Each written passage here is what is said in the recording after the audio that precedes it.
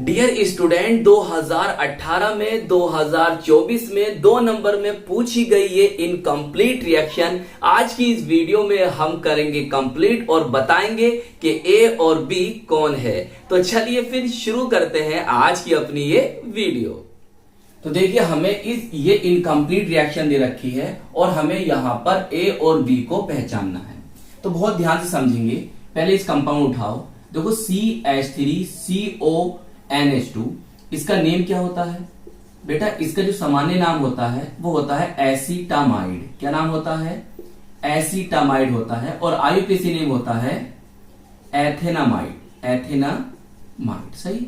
चाहे इंग्लिश में लिख लो चाहे हिंदी में लिख लो, इससे कोई फर्क नहीं पड़ेगा। देखिए फिर आप किससे रिएक्शन करा रहे हो?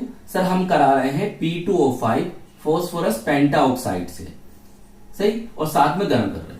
हमेशा याद रखो कि जो P2O5 होता है ये एक निर्जली कारक होता है। क्या होता है? निर्जली कारक, बोले तो डिहाइड्रेटिंग एजेंट होता है। तो जब ये निर्जली कारक है तो क्या करेगा? इसमें से जल के अणु को निकाल देगा। तो जल के अणु यहां से निकल गए और ये जो यहां पर क्रिया हुई है उसे कहेंगे निर्जलीकरण। क्या कहेंगे? निर्जलीकरण। और इंग्लिश में कहते हैं डिहाइड्रेशन, सही है। तो आपने जल के अणु निकाल दिए तो क्या बचा? CH3 बचा, यहां से C बचा, यहां से क्या बचा? N बचा। और यही क्या है बेटा? आपका A है, सही है। नाम मैं आपको बता दूंगा, कॉमन नेम आईयूपीएसी नेम क्या है, टेंशन नहीं लेने का। आगे चलिए। आगे बेटा आप क्या कर रहे हो? सर हम कर रहे हैं, यहां पर ये लिया, ये दे रखा उसने, इसे कहते हैं नवजात हाइड्रोजन। क्या कहते हैं? नवजात हाइड्रोजन। और इंग्लिश में कहते हैं नेसेंट हाइड्रोजन, सही है। और साथ में जो रिजेंट ले रहे हो, जो अपचायक पदार्थ दिया है उसने, जो अपचायक पदार्थ दिया है, जो रिड्यूसिंग एजेंट हमें दिया है, वो क्या है? टिन और HCl। बस आपको इतना याद रखना है। कितना याद रखना है? कि यहां से 2 हाइड्रोजन लो, इसके साथ लगा दो CH3CH2 और 2 हाइड्रोजन N के साथ लगा दो। बस हो गई रिएक्शन आपकी कंप्लीट और ये बना आपका बी कंपाउंड, सही है। चलिए अब ए और बी के नाम जान लेते हैं क्या है ये।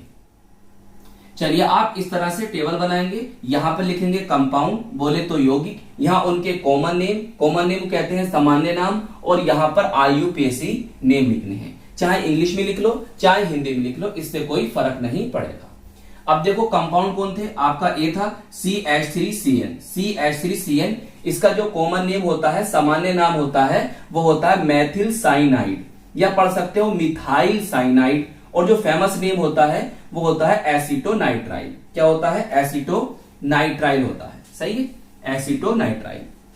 अब इसका आईयूपीएसी नेम क्या होता है? इसका आईयूपीएसी नेम होता है एथेन नाइट्राइल। क्या नेम होता है? Ethane nitrile. और बी कंपाउंड, बी यौगिक जो बना वो बना था CH3CH2NH2। तो चाहो तो इसे ऐसे लिख सकते हो, एक कार्बन ये, एक कार्बन ये, 2 कार्बन हो गए, 3 हाइड्रोजन ये, 2 ये, कितना हो गए? 5।